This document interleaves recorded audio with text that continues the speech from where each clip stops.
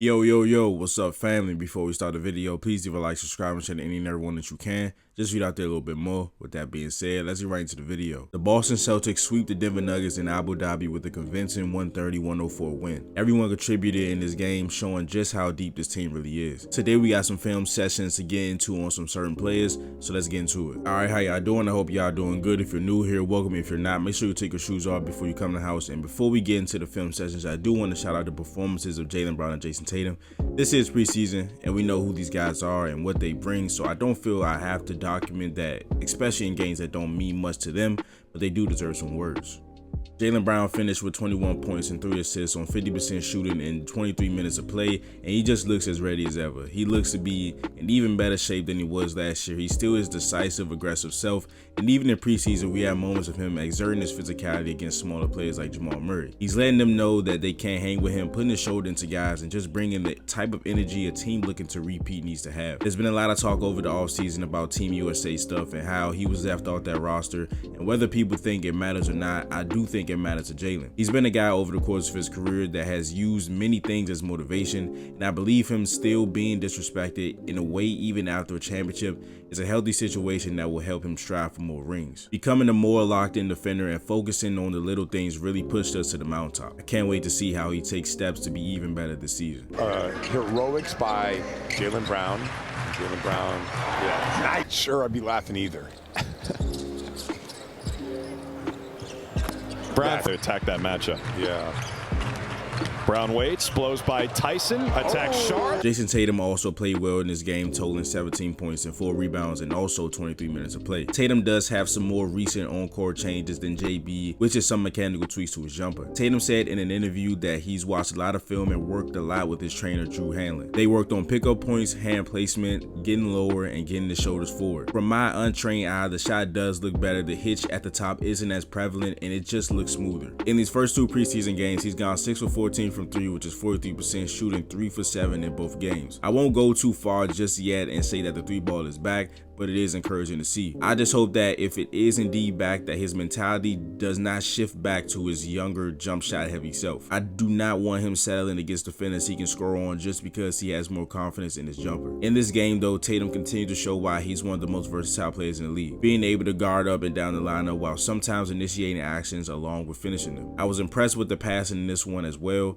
If he continues to play the right way and attack, I promise everything else will fall in line. Without further ado, let's get into the film sessions. All right, so first we have Sam Hauser, who was almost perfect in this game, had 15 points, 8 rebounds, and was 6 for 7 from the floor. We also know what Sam Hauser is. We know his role on this team. He's going to be a guy that's playing a lot, even with no injuries. This is an important piece to our squad, but Sam Hauser did some things in this game that made me turn the eye a little bit, and it made me want to do a film session on Sam Hauser. So here, look, I've seen him do this sometimes, but it just looks a lot smoother, and it's like Sam Hauser getting to his spot kind of. His spot is all around the 3-point line. But here on this drive against a stronger player, a taller player in Zeke Naji, Sam Hauser drives, uses his shoulder.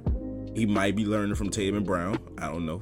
He should be using that shoulder, and he's a shooter with size. I forget sometimes that he's a legit 6'8", right? He's a legit 6'8". So on those Spain PNRs, on those ghost screens, when Sam Hauser gets a slither of space and a small defender is closing out on him, his jumper is so high, his release is so high, and he's so tall that sometimes he does not see those defenders, and that's valuable. That's really valuable to have a shooter this good with that type of size. And here he gets into the paint, uses his forearm just a little bit, and rides right over Zeke Naji.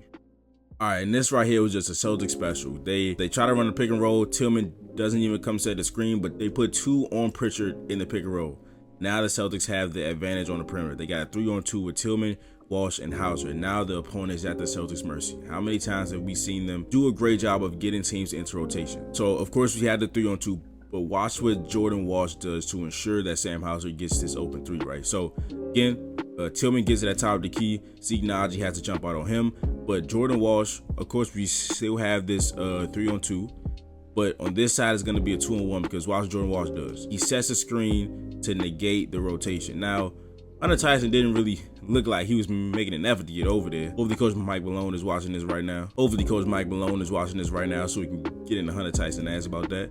But again, the Celtics just creating advantages, moving the ball very quickly. Jordan Walsh, a play that's not going to show up in the stat sheet, but he stops the rotation from the low man, and Hauser hits the three. And here we got some more dynamic duo energy from Sam Hauser and Jordan Walsh right here. We got Zeke coming up the court. Sam Hauser's going to stop him. Jordan Walsh is going to collect the ball. And again, another very smart play by Jordan Walsh. Is a young guy that is really impressing me in these first 2 games. And it's not just, he's not scoring a lot, he's not shooting great, but he's slowed down. The game is slowed down for him a little bit. He's doing the things defensively, and right here, knows that Sam Hauser's trailing him, knows that this is the best option for the team in transition. Sam buries it. All right, so we got some more Sam Hauser self-creation. You see that? Oh, see, he feeling good right now. Look, you see the pick, the hang dribble. As soon as he gets past him, just rises up, right? That can, again, being a shooter with size, right? He's a legit 6'8". The pump fake, the hang dribble, gets past him, the pull. Oh, that's, and look, I don't remember a shot hitting the rim. I could be tripping, and it probably just happened, but his shots don't be hitting the rim. And again, he was almost perfect stat-wise, but to me, he was perfect in this game. The 8 rebounds, 15 points, the 67 from the field, and a lot of these shots are not hitting anything. And if Sam Hauser can occasionally, he's not going to need to do it with Tatum and Brown on the floor, but occasionally, if he can just get to his spots in the mid-range and just rise up, it could be very, very valuable for our team. All right, so we're going to start on the defensive side of the ball. Tillman with a very, very strong rebound, getting out of paint pressure. And I just love the action that the Celtics run for Sam Hauser and the way this offense is moving, even in preseason. So, got the angle pick and roll with Jordan Walsh and paint pressure. They're going to get the switch. And then Pritchard is going to pass it to Jaylen Springer, which automatically triggers a wide pin down for Sam Hauser. Tim's going to set the screen. And just look at how much poise and how much patience Sam Hauser is playing with. Just dissecting everything on the defense, right? Catches the ball, pump fake, the fake pass to get Zeke out of his way. You see how that turns Zeke and he moves. Pickett, I don't even know what Pickett is doing right now, but it's fine. But then he gets to the elbow, does another fake pass because it's a 2-on-1 situation. Concar is just frozen. He doesn't know what to do, and just an easy pull up. Again, doesn't hit anything. All right, next we got Xavier Tillman, who we know a lot about. Xavier Tillman, we know the things that he brings to the team, but maybe his role, well, nah, I'm not gonna say his role. His playing time might not be as clear as a guy like Sam Hauser, right? We have Luke Cornett, we have Al Horford, we have Tillman, we have Kada.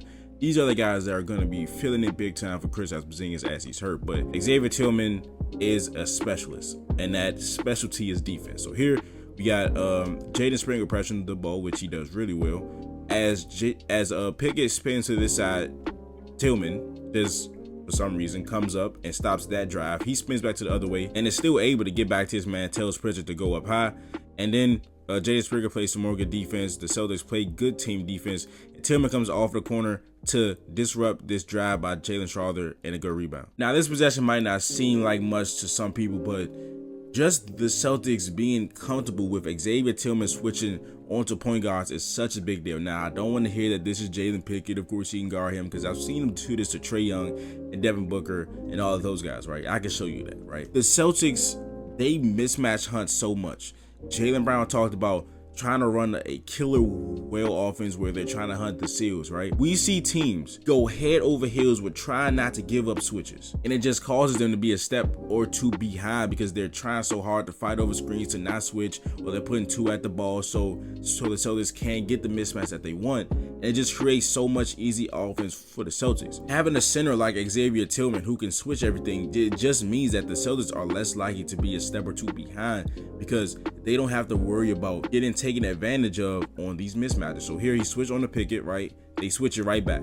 There's nothing to do. Now, if Tillman couldn't guard, or the Celtics were not comfortable with Tillman guarding the point guard, or even Springer on Zeke, they will have to fight over this, and the Nuggets will have a step or 2 on the Celtics. But since they're comfortable with switching everything, we got the screen. Well, not even the screen. They got the exchange, then the on-ball screen, and here he's just guarding a point guard on the perimeter and forces a tough shot. All right, look, I'm gonna tell y'all this now. When I seen this play, I almost ran my head through a wall. If he can listen, he made 2 threes last game. If Tillman is on that Grant Williams program, shooting 1,000 corner threes a day, Now, corner threes is different. Like, that's super valuable too. But in top of the key three, no hesitation, straight up and down. And look, his form look good. You can't tell me that form ain't look, hey, he look like a shooter. He ain't jumping too much because he a big guy, but that form looks smooth. So here, you got the offense. And again, every Celtic center has one thing in common. They are able to pass at some capacity, right? Whether that's the great passing of Luke Cornett, whether that's the great passing of Porzingis, or it's the great passing of Horford, or it's just the good enough passing of Keita and the very solid passing of Xavier Tillman. At some capacity, the Celtics center has to be able to pass the ball, right? So here, they enter it into Tillman at the elbow. They get it. We got a flare screen for Sam Hauser that is not open, so we go right into a pick and roll with Peyton Pritchard. They send two at the ball, and it just creates an advantage for the Celtics. Now the defense is at their mercy, just like they were before. Got a 3-on-2 on the perimeter. Tillman, Hauser, and Walsh again, but this time Tillman just confidently steps into this three and knocks it down. All right, so the Celtics are going to go back to angle pick and roll, and watch how important the angles are on this play. So he sets the screen, and watch how he shields his body. Look at the angle he turns to shield the smaller guard, right? Jameer Young looks to be about 6 foot, right? And he's nowhere near the weight that Tillman is. So as he sets the screen, he just pivots. And he creates an angle for JD to just throw the ball up. Tillman hits it. He scans. He sees Zeke Naji. He sees Keita cutting. They got 2 on Keita trying to keep him out the paint. And now he says, hey, now I can go to work. I got 1-on-1 and the strong move to get in the middle and the jump hook. All right, sir, we got another low angle pick and roll, and JD Davison already knows. As soon as Jameer Young is off of his body, he knows just throw the ball up to Xavier Tillman. He does a nice job again with the angle, turning his body, shielding off the small defender, and now we cause rotation again. We got 2 people guarding Xavier Tillman. Now, all respect to my brother Xavier Tillman. You know I love you, man. I've been propping you up since you got here. But goddamn it, if we got 2 people guarding Xavier Tillman on offense, we gonna be successful, man. Now, of course, this isn't gonna happen with Tatum and Brown on the floor, of course. And if this was Sam Hauser, they're not gonna leave him. Shyman is a guy that is teetering on the Sam Hauser level shooter, but he hasn't proven anything yet, so that's fine. I won't say too much on that. But again, the Celtics center has to be able to pass at some capacity. 2 on Tillman. Again, we creating advantages. 3-on-2 on the perimeter. We got Drew Peterson, Mias Keita, Baylor Shyman. But Keita's gonna cut, right? This creates a smaller advantage, which is a 2-on-1 right here. Keita cuts, Tillman puts it right on the money. Keita dunks it through. But that is the video. If you enjoyed it, please leave a like, subscribe, and share to any and everyone that you can. Just read out there a little bit more. Now we'll see you guys in the next video. This is Nick. Peace.